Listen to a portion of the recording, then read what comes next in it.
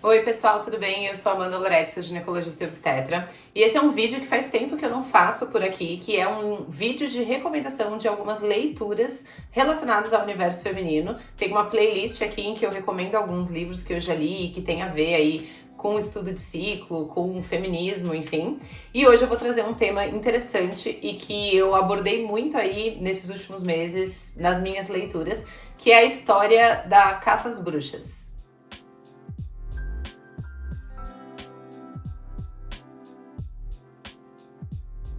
Já deixa um like aqui no vídeo, se você não é inscrito, se inscreva no canal, que apesar desse vídeo aqui ser sobre livros, no geral eu faço muitos vídeos aqui sobre educação sexual, sobre ginecologia, obstetrícia e saúde da mulher no geral, então se você tiver inscrito você já fica sabendo. E me siga também nas outras redes sociais que eu tô sempre postando conteúdos diversos aí sobre esse tema. Hoje eu quero falar sobre 3 livros que eu li nesse primeiro semestre. Na verdade, são 4 livros, porque um deles tem volume 1 e volume 2. 2 desses livros eu tenho físicos e 2 deles eu li no e-book. Então eu não tenho físico aqui para mostrar, mas eu vou deixar na tela aí a capa deles. Hoje eu quero falar sobre o estudo da caça às bruxas. E quando eu falo caça às bruxas, não sei o que vem na cabeça de vocês, mas provavelmente ali século XVI, XVII, XVIII, mulheres sendo jogadas na fogueira, acusadas de pacto com o diabo, enfim. Essa história que existem diversos filmes e diversas literaturas sobre, mas eu entrei no mundo da leitura mais histórica e até do ponto de vista mais da interpretação política desse movimento, dessa fase aí da história, e como que a gente pode relacionar isso com algumas coisas da história feminina que rege a nossa vida até hoje ainda, com algumas questões sociais. Então, não vou... É claro que é muito material que eu li, não tem como eu resumir isso para vocês, é só um vídeo de indicação, mas eu vou ler alguns trechinhos de um dos livros para vocês, que é esse aqui, O Caliban e a Bruxa. Ele é um livro tese, não é um livro que conta uma história, né? Ele é um livro que é uma tese de estudo da Silvia Federici, que explica a caça às bruxas não apenas como um movimento de perseguição, mas sim como uma agenda política relacionada com o desenvolvimento do capitalismo na Europa. Então é algo bem técnico assim, mas muito interessante. E eu li tudo ao mesmo tempo. Então, quais são os livros, né? O primeiro é esse aqui, O Caliban e a Bruxa. O segundo livro é o que eu li no e-book, que na verdade ele tem 2 volumes, que se chama O Livro do Amor, volume 1 e volume 2, da Regina Navarro Lins, que não é sobre caça às bruxas, na verdade ele é sobre relacionamentos e a história dos relacionamentos nas populações e nas culturas, desde muito antigamente, na antiguidade, até os tempos atuais. É um livro bem longo, né? Ele é dividido em 2, mas são livros longos, mas muito interessantes, que falam sobre casamento, sobre cultura, sobre violência, sobre o papel da mulher e do homem nas sociedades ao longo do desenvolvimento da história.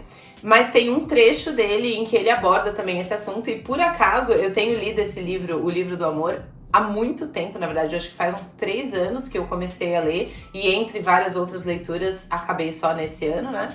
Mas bem na fase que eu estava lendo a Europa, nesses séculos, né, 17, 18, foi quando eu estava lendo esses outros livros também, então os assuntos se interligaram e se completaram de uma forma muito interessante. E o terceiro livro é esse livro aqui, que chama Eu, Tituba, Bruxa Negra de Salem, que diferente dos outros dois, que os outros dois não são livros de uma história, não são romance, esse aqui é um romance, mas é um romance baseado numa mulher que existiu mesmo, que é essa mulher Tituba, que foi uma das bruxas de Salem, e ela era uma mulher negra. Então, esse livro, ele conta a história, então é um livro mais fácil de ler, mais rápido de ler, muito bem escrito, assim, escrito de uma forma também poética e bonita, e contando a história da Tituba, mas para escrever esse livro, a Maryse Condé usou de documentos oficiais e relatos e coisas históricas para basear a história do livro na história real dessa pessoa que foi Tituba, que viveu em Salem, nos Estados Unidos, na época da caça às bruxas, porque quando você lê sobre caça às bruxas, você sabe, né? Se você já leu sobre, você sabe que a história de Salem é muito emblemática por causa, inclusive, das documentações que existem relatando os casos que aconteceram. Então, super indico essas 3 leituras.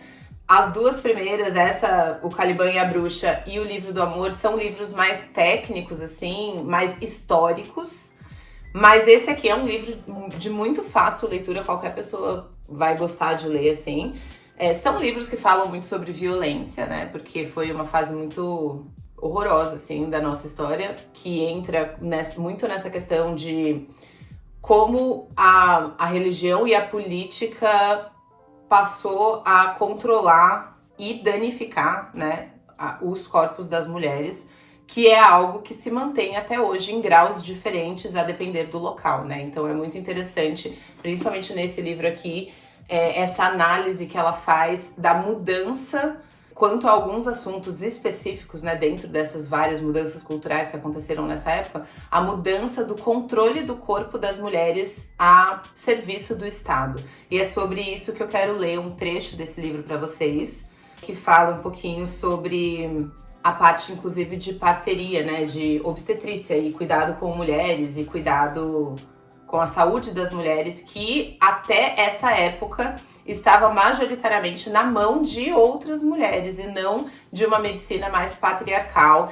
em que homens médicos com uma formação tradicional, né, de uma formação convencional de faculdade, era quem cuidava das pessoas, inclusive das mulheres. E sim, mulheres que aprendiam essas artes da cura, né, com mulheres antigas e parteiras antigas, que de repente se viram sendo criminalizadas e julgadas e assassinadas devido, inclusive, a esses conhecimentos que elas tinham sobre a saúde das mulheres quando falamos de anticoncepção, término de gestações e parto mesmo, parto e pós-parto, né?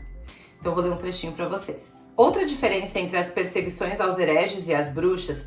e esse trechinho, ela tá falando sobre como antes de acontecer a caça às bruxas, em que o foco era muito majoritariamente em mulheres, porque sim, existiram homens que foram acusados de bruxaria nessa época também, mas eles são uma extrema minoria, mas que antes disso, o movimento social de perseguição era baseado na heresia, que era a perseguição religiosa por pessoas que faziam coisas que eram contra a religião vigente, e de repente mudou de heresia para caça às bruxas, tornando a questão de gênero, né, de homem versus mulher, muito mais significante do que na época da heresia, em que tanto homens quanto mulheres poderiam ser acusados de heresia, né?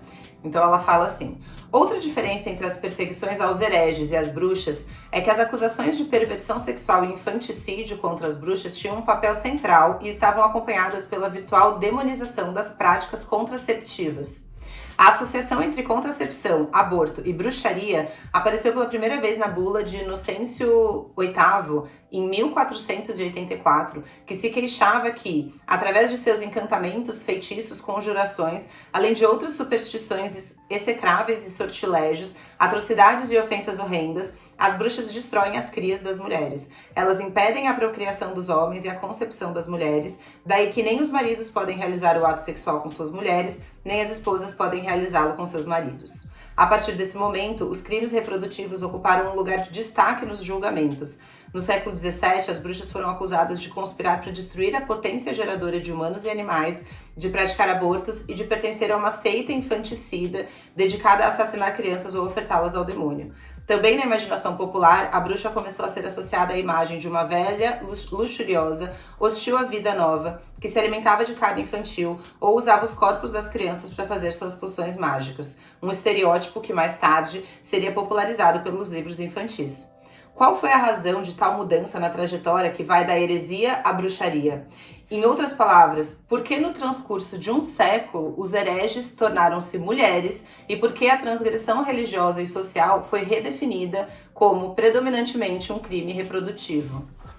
E daí um outro trechinho também sabemos que muitas bruxas eram parteiras ou mulheres sábias, tradicionalmente depositárias do conhecimento e do controle reprodutivo feminino. O Maleus, que é um livro que foi escrito nessa época em que ensinava os perseguidores a identificarem e como que eles deviam torturar as mulheres para descobrir se elas eram bruxas ou não. é uma coisa bem famosa em quem está estudando isso, né? O Maleus dedicou-lhes um capítulo inteiro no qual afirmava que elas eram piores que quaisquer outras mulheres, já que ajudavam as mães a destruir o fruto do seu ventre. Uma conspiração facilitada, acusavam pela restrição à entrada de homens nas habitações onde as mulheres pariam. Ao notarem que não havia uma só cabana que não desse guarida a alguma parteira, os autores recomendaram que essa arte não deveria ser permitida a nenhuma mulher, a menos que demonstrasse de antemão ser uma boa católica. Essa recomendação não passou despercebida. Como vimos, as parteiras ou eram contratadas para vigiar as mulheres, para verificar, por exemplo, que não ocultavam uma gravidez ou se tinham filhos fora do casamento, ou eram marginalizadas. Tanto na França quanto na Inglaterra, a partir do final do século XVI, poucas mulheres foram autorizadas a praticar a obstetrícia, uma atividade que até então havia sido seu mistério inviolável. Por volta do início do século XVII, começaram a aparecer os primeiros homens parteiros e em questão de um século, a obstetrícia havia caído quase completamente sob controle estatal. Segundo Alice Clark, o contínuo processo de substituição das mulheres por homens na profissão é um exemplo do modo como elas foram excluídas de todos os ramos do trabalho especializado, conforme as oportunidades de obtenção de um treinamento profissional adequado lhes eram negadas. Contudo, interpretar o declínio social da parteira como um caso de desprofissionalização feminina deixa escapar sua importância fundamental. Há provas convincentes de que, na verdade, as parteiras foram marginalizadas porque não eram vistas como confiáveis e porque sua exclusão da profissão acabou com o controle das mulheres sobre a reprodução. Do mesmo modo que os cerceamentos expropriaram as terras comunais no campesinato, as caças bruxas expropriou os corpos das mulheres, os quais foram, assim, liberados de qualquer obstáculo que lhes impedisse de funcionar como máquinas para produzir mão de obra. A ameaça da fogueira ergueu barreiras mais formidáveis ao redor dos corpos das mulheres do que as cercas levantadas nas terras comunais. E aqui só um parênteses, essa é a tese principal dela, né, que essa correlação do final do feudalismo com a caça às bruxas e como ambos esses movimentos têm correlações políticas nessa expropriação das terras comunais com a expropriação do corpo da mulher como propriedade própria para ser usado pelo Estado. É um pouco complicado de entender se vocês não leram o livro, mas enfim. Podemos imaginar o efeito que teve nas mulheres o fato de ver suas vizinhas, suas amigas, suas parentes ardendo na fogueira, enquanto percebiam que qualquer iniciativa contraceptiva da sua parte poderia ser interpretada como produto de uma perversão demoníaca. Procurar entender o que as mulheres caçadas como bruxas e as demais mulheres de suas comunidades deviam pensar, sentir e decidir a partir desse horrendo ataque contra elas, em outras palavras, lançar um olhar à perseguição vindo de dentro, como Anne fez em seu Witchcraft Loucura das Bruxas, também nos possibilita evitar as especulações sobre as intenções dos perseguidores a concentrar nossas atenções, por outro lado, nos efeitos que a caça às bruxas provocou sobre a posição social das mulheres.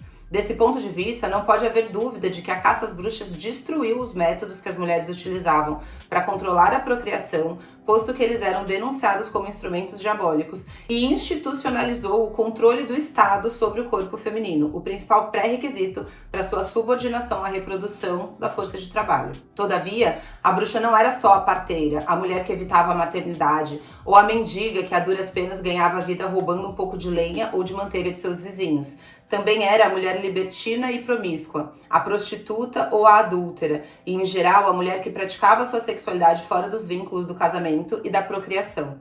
Por isso, nos julgamentos por bruxaria, a má reputação era prova de culpa.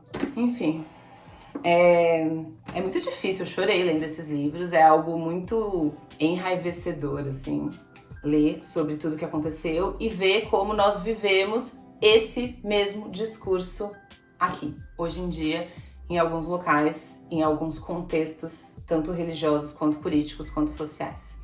Então, convido você, se você se interessou sobre esse trecho e sobre esses livros, convido vocês a estudarem sobre esse tema, particularmente com esse livro aqui, mas se quiserem ler o Eu Tituba junto, porque eles vão se complementando, né? O Eu Tituba é uma leitura muito mais leve e o Caliban e a Bruxa é uma leitura mais pesada, mais densa, mas muito interessante. Então, espero que vocês gostem. Se vocês tiverem comentários ou se vocês já leram esses livros e quiserem comentar aqui, também deixem aqui nos comentários e até o próximo vídeo.